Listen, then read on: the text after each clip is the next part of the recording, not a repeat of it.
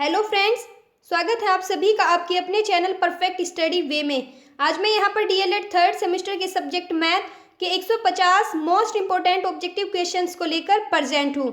अगर आप इन क्वेश्चंस की प्रैक्टिस कर लेते हैं तो आपके वन लाइनर क्वेश्चंस की प्रैक्टिस भी हो जाएगी साथ ही, और आपका एग्जाम में कोई भी क्वेश्चन नहीं छूटेगा।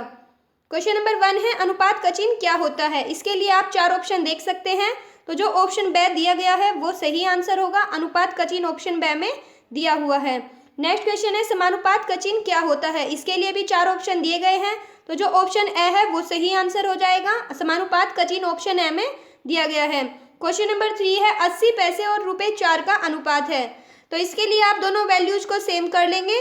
तो जो पैसे में दी हुई है उसको ऐसा ही रखेंगे, लेकिन जो रुपये में दी हुई है उसको पैसे में चेंज कर लेंगे। 1 रुपये में 100 पैसे होते हैं, आप जानते हैं, तो 4 रुपये में 400 पैसे हो जाएंगे।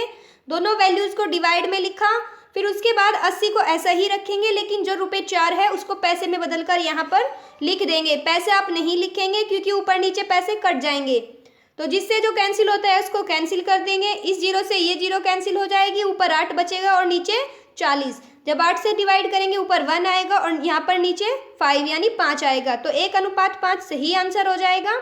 ऑप्शन बी यहाँ पर हमारा सही आंसर होगा। क्वेश्चन नंबर 4 है, 500 मीटर और 5 किलोमीटर का अनुपात होगा। तो जो वैल्यू किलोमीटर में दी गई है उसे मीटर में चेंज कर लेंगे। 1 किलोमीटर बराबर होता है 1000 मीटर, तो 5 किलोमीटर बराबर हो जाएगा 5000 मीटर। दोनों वैल्यूज को डिवाइड में लिख लेंगे। जो 5 किलोमीटर है उसे मीटर में चेंज करके लिख लेंगे। मीटर आप ऊपर नीचे नहीं लिखेंगे क्योंकि कैंसिल हो जाता है, तो उसे नहीं लिखते।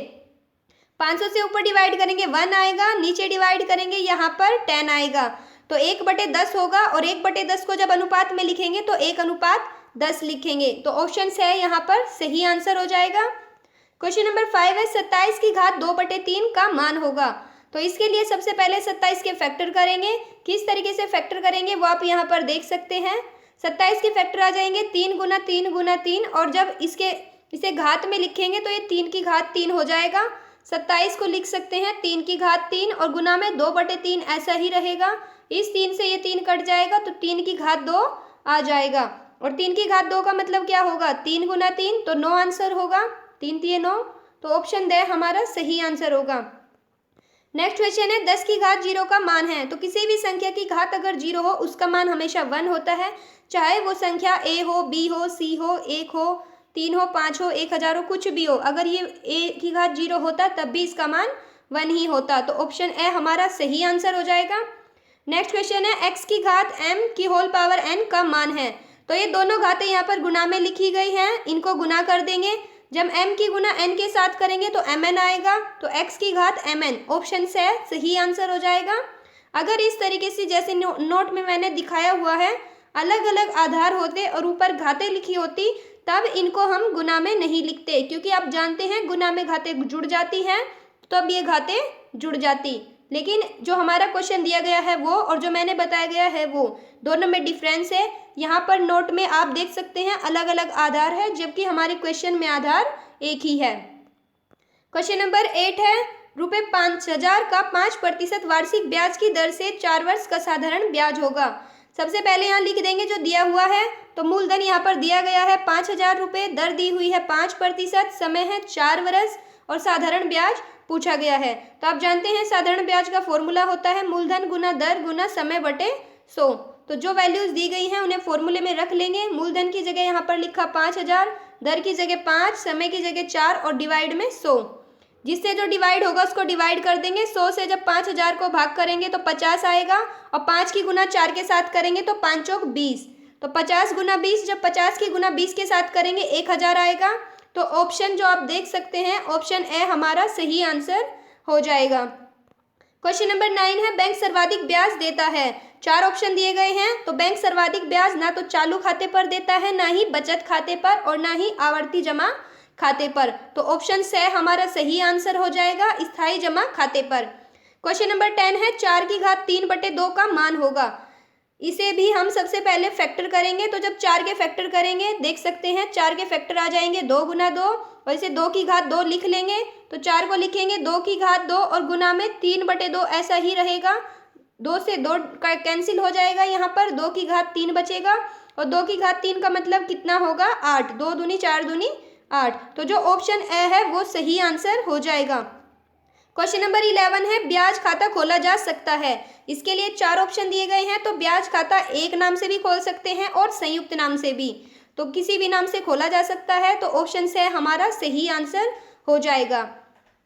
क्वेश्चन नंबर 12 है यहाँ पर, यदि a बराबर 1 3 5 7 9 11 और b बराबर 3 6 9 12 तो b माइनस a का मान है।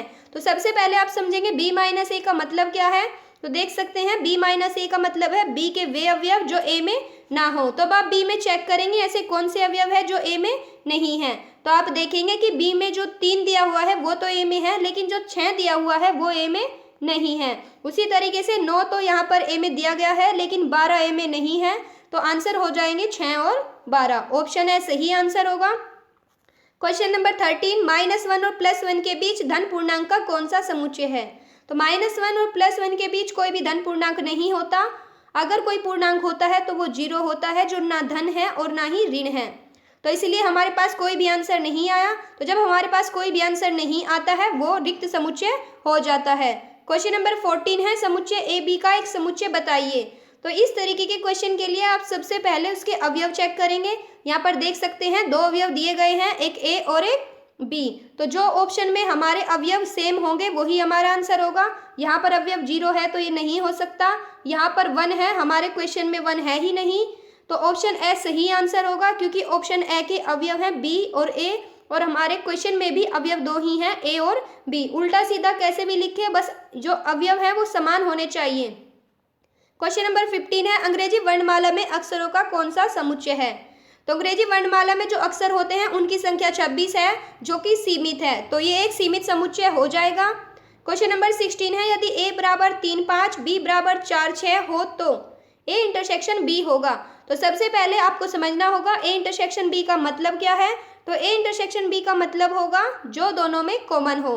अब देखिए सेट ए में और सेट बी में क्या कॉमन है। जब आप चेक करेंगे तो कुछ भी कॉमन नहीं है।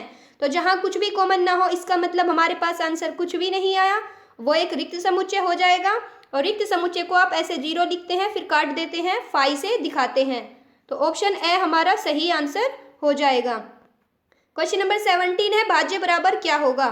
इसे आप भली भांति जानते होंगे। भाज्य बराबर होता है भाजक गुना भागफल प्लस शेषफल। तो ऑप्शन से सही आंसर होगा। क्वेश्चन नंबर 18, 1 - 8x को पूर्ण वर्ग बनाने के लिए जोड़ा जाएगा। इस तरीके के क्वेश्चन को करने के लिए आप सबसे पहले x का गुणांक लेंगे, फिर उसका आधा करेंगे, फिर उसका वर्ग कर देंगे। तो x का गुणांक यहाँ पर 8 है, 8 का आधा किया 4 होगा, 4 का वर्ग किया 16, और फिर आप x का स्क्वायर भी उसी में लिखेंगे तो ये 16x² हो जाएगा। तो ऑप्शन से सही आंसर होगा। क्वेश्चन नंबर 19 है, 1 2 3 के उप समुच्चयों की संख्या है। इस तरीके के क्वेश्चन को करने के लिए एक फॉर्मूला होता है 2 की पावर n, और जो अवयव यहाँ पर दिए होते हैं उनकी संख्या n की वैल्यू होती है। यानी आप इन्हें गिनेंगे 1 2 3, जब आप इन्हें गिनेंगे इनकी संख्या 3 है तो n की वैल्यू 3 होगा, और फॉर्मूले में रख देंगे 2 की घात 3 हो जाएगा। 2 की घात 3 का मतलब 2 गुना 2 गुना 2, तो 8 आंसर आएगा, और ये ऑप्शन से सही आंसर हो जाएगा। क्वेश्चन 20 है, x बिलोंग्स टू a का अर्थ है। तो अगर इस तरीके से दिया हुआ है बिलोंग्स टू, तो इसका मतलब है कि x a का अवयव है, लेकिन अगर इस तरीके से काट दिया जाए तो x a का अवयव नहीं है, जबकि यहाँ पर तो ये a का अवयव है। तो ऑप्शन से सही आंसर हो जाएगा। उम्मीद है आपको सारे क्वेश्चन समझ में आए होंगे। मिलते हैं अपनी नेक्स्ट वीडियो में, तब तक हंसते रहिए, मुस्कुराते रहिए। Thanks for watching.